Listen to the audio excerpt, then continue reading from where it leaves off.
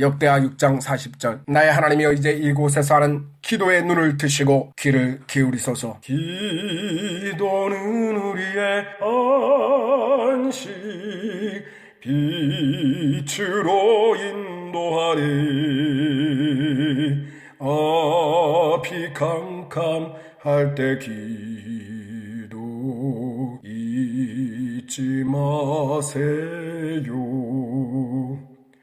유명한 복음성가의 가사입니다. 앞길이 어둡고 캄캄할 때마다 우리는 기도해야 합니다. 우리의 한 걸음 한 걸음은 알지 못하는 밤길을 걷는 것과 같습니다. 빛 대신 주님의 인도를 받아야 합니다. 성령께서 말씀과 기도로 우리를 빛 가운데로 인도하십니다. 특별히 기도는 우리의 안식이며 빛으로 인도합니다. 기도는 영혼을 가진 인간만이 할 수 있는 최선의 행위입니다. 기도 없는 종교, 기도 없는 신앙은 존재할 수도 없습니다. 영혼을 가진 인간은 자신이 인식하든 못하든 본능적으로 기도할 수밖에 없습니다. 하지만 죄로 말미암아 하나님과의 관계가 끊어진 인간은 하나님을 찾지 못하고 자기들의 탐욕으로 새겨진 우상들을 만들어 기도하기 시작했습니다. 마치 맑은 물을 찾지 못하고 방황하던 사람이 오염된 물이라도 마시려는 것과 같습니다. 거짓되고 오염된 물은 잠시의 목마름은 해결할지 몰라도 결국 몸을 병들게 하고 죽음에 이르게 할 뿐입니다. 우리에게는 영원히 목마르지 않는 생수의 근원이신 하나님, 진실된 생명수가 계십니다.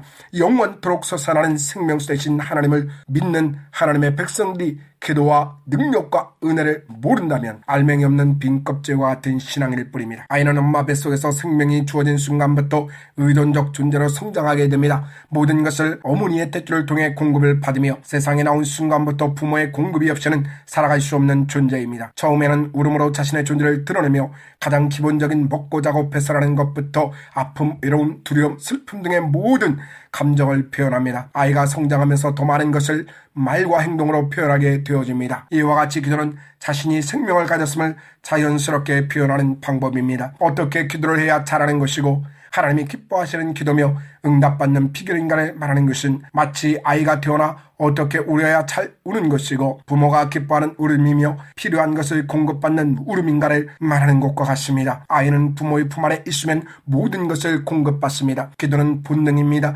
생명 있는 모든 존재는 울음으로 자신의 탄생을 알리듯 영적인 생명으로 탄생되었음을 기도로 알리는 것입니다. 굳이 기도하는 법을 배우고자 한다면 단 한 가지만 기억하면 됩니다. 제1법칙은 무엇이든지 구하라입니다. 요한복음 14장에 예수님은 내 이름으로 무엇이든지 내게 구하면 내가 행하리라 말씀했습니다. 유대인들은 성막과 성전에서 기도했습니다. 하나님의 이름이 있는 곳이며 하나님의 임재가 있는 곳에서 기도했습니다. 예수님도 성전을 하나님의 집, 만민이 기도하는 집이라고 말씀했습니다. 그러나 이제 돌과 나무로 지은 성전이 아니라 예수님이 성전이 되십니다. 예수님의 이름으로 모인 곳이 하나님의 임재가 있으며 하나님의 들으심이 있습니다. 우리는 주님이 이름으로 무엇이든 기도할 수 있습니다. 이후 여호와를 막론하고 구하는 것입니다. 이것이 하나님의 뜻이냐 아니냐 옳으냐 그르냐의 문제가 아닙니다. 그냥 구하는 것입니다. 생명 있는 존재가 되었음을 선언하는 것입니다. 자신이 하나님의 자녀가 되었음을 증거하는 것입니다. 응답은 아버지께서 주시는 것입니다. 칼을 달라는 아이에게 칼을 주는 부모는 없습니다. 안 주시는 것도 기다리는 것도 모두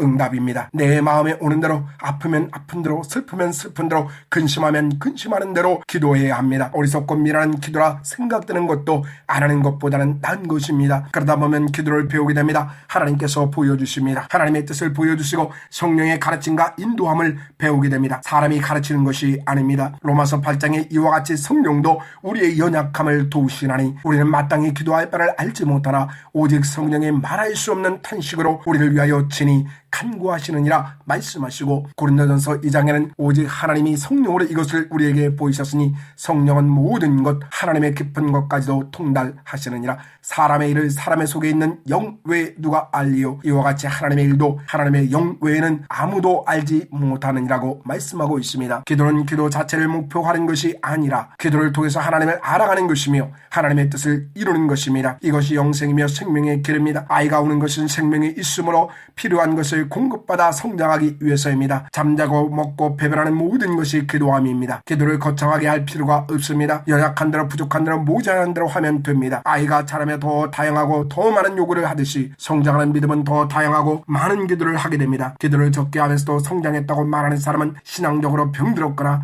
영적으로 잠자는 사람입니다. 세상의 모든 만물을 보십시오. 식물이든 동물이든 성장하는 것치고 에너지를 적게 필요로 하는 경우는 없습니다. 사도 바울은 데살로니가전서 5장에서 쉬지 말고 기도하라고 명령했습니다. 기도를 많이 한다는 것은 그만큼 기도의 내용이 풍부하다는 것입니다. 아이는 배고프면 울고 졸리면 울고 배변하면 웁니다. 엄마가 해결해주면 바로 울음을 그칩니다. 다음번 배고프거나 졸리거나 배변할 때에야 다시 웁니다. 하지만 성장하고 성숙해지면 요구가 다양해지고 늘어납니다. 아이는 성장하는 게 일입니다. 밥 먹는 것, 잠자는 것, 노는 것이 일하는 것입니다. 영적으로 성장하고 성숙해지면 거기에 맞게 기도 사역을 하게 됩니다. 급하게 고차원적으로 기도할 필요는 없습니다. 차근차근 하나님을 알아가고 신앙이 성장하면서 기도의 내용과 필요도 다양해지고 많아집니다. 무엇이든지 자연스럽게 자라는 것이 아름답습니다. 기도는 안식입니다. 평안이고 주님 안의 쉼입니다. 내가 하는 것이 아니라 아버지께서 공급해 주시는 것입니다. 마태복음 11장에서 주님은 수고하고 무거운 짐진 자들아 다 내게로 오라 내가 너희를 쉬게 하리라고 말씀하고 있습니다. 인생의 모든 수고와 무거운 짐을 주님께 맡겨야 합니다. 쉼이 있어야 새로운 힘을 공급받아 더 멀리 더 많이 성장하고 성숙하여 깊고 넓은 데로 나갈 수 있습니다.